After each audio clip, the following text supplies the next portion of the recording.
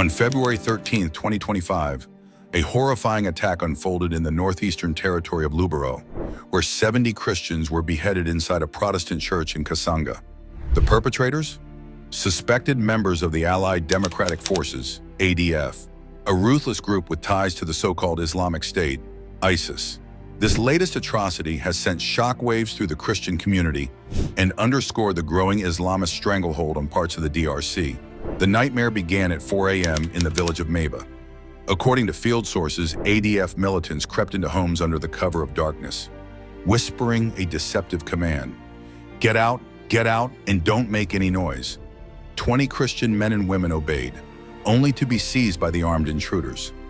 As the local community rallied to devise a rescue plan, the militants tightened their grip, surrounding Maba and abducting another 50 believers. The captives, 70 in total, were marched to the church in Kasanga. Hello guys, how are you doing? I hope you're doing well wherever you are. Now welcome once again to this channel as we dive deeper into this matter of Congolese who were massacred in church. They were Christians, fathers, mothers, and kids. Even if you're fighting for religion, why do that? Now let's get into it and hear the whole story. I'll give you my view later on after this clip. Please, if this is your first time in this channel, please, we urge you to subscribe to our channel. Thank you. In a chilling escalation of violence, the Democratic Republic of Congo, D.R.C, has once again become a blood-soaked battleground for Islamist militants. On February 13, 2025, a horrifying attack unfolded in the northeastern territory of Lubero, where 70 Christians were beheaded inside a Protestant church in Kasanga. The perpetrators? Suspected members of the Allied Democratic Forces, ADF, a ruthless group with ties to the so-called Islamic State, ISIS. This latest atrocity has sent shockwaves through the Christian community and underscored the growing Islamist stranglehold on parts of the D.R.C. The nightmare began at 4 a.m. in the village of Maba. According to field sources, ADF militants crept into homes under the cover of darkness, whispering a deceptive command. Get out, and don't make any noise. 20 Christian men and women obeyed, only to be seized by the armed intruders. As the local community rallied to devise a rescue plan, the militants tightened their grip, surrounding Maba and abducting another 50 believers. The captives, 70 in total, were marched to the church in Kasanga, where they met a gruesome end. Their severed heads are a stark testament to the barbarity now plaguing the region. Even after the killings, the terror persisted. Until February 18, families couldn't bury their loved ones due to ongoing threats. Many Christians have since fled, joining the swelling ranks of the displaced.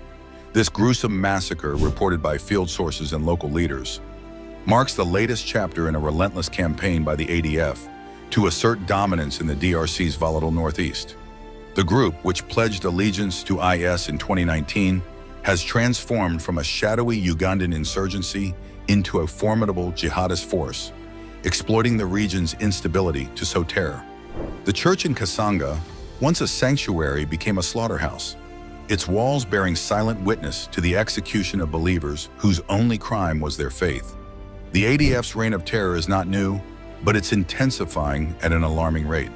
Since 2014, the group has ramped up its assaults, starting in Beni territory in North Kivu province.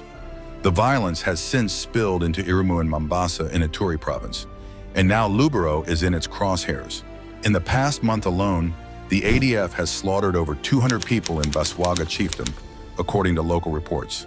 This relentless campaign has propelled the DRC 6 spots up the World Watch list, landing at number 35. In 2024, 355 Christians were killed for their faith, up from 261 the year prior, while an estimated 10,000 were uprooted, a tenfold increase from 2023. The numbers tell a story of devastation: looted and torched homes, shuttered schools, abandoned villages, and a healthcare system in collapse. Adding fuel to the fire, the M23 rebel group, allegedly backed by Rwanda, has exploited the chaos, further endangering Christians caught in the crossfire.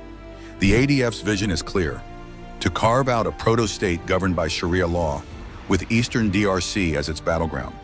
As Congolese forces struggle to contain the threat, and regional tensions with neighbors like Rwanda flare, the Islamist grip tightens. With ISIS's ideological backing, the group has morphed from a local insurgency into a sophisticated terror network, leaving a trail of bodies and broken communities. For the DRC's Christians, each day brings fresh fear of abduction, execution, or displacement. As the world watches, the question looms: how much longer can this beleaguered nation withstand the Islamist onslaught? For now, the faithful flee, the dead wait for burial, and the ADF's shadow grows darker over the Congo. Now, the Democratic Republic of Congo, a land of breathtaking beauty and immense potential, is once again stained with blood of innocent. In a region plagued by conflict, targeted violence against Christian communities has reached a horrifying state. Reports detail brutal attacks, villages raided, churches burned, families massacred. Now, these are not mere statistics. They are human beings, fathers, mothers, children, their lives extinguished by senseless hatred. Now, is this how we should live? Like monsters, even if we don't believe in the same thing? Tell me, the world should not remain silent. This is a humanitarian crisis. This is a crime against humanity. The targeting of Christians in D.R.C. is a deliberate act of persecution. We need immediate international intervention. We need protection for these vulnerable communities. We need accountability for the perpetrators of these atrocities. The international community must act. The cries of the Congolese people echo across the globe. Will we listen? Will we act? Or will we allow this tragedy to continue? The choice is ours. Let us stand in solidarity with the persecuted, and let us work together to build a future where all people, regardless of their faith, can live in peace and security. Now, this marks the end of our session today, and if this is your first time in this platform, thank you for staying up to this time.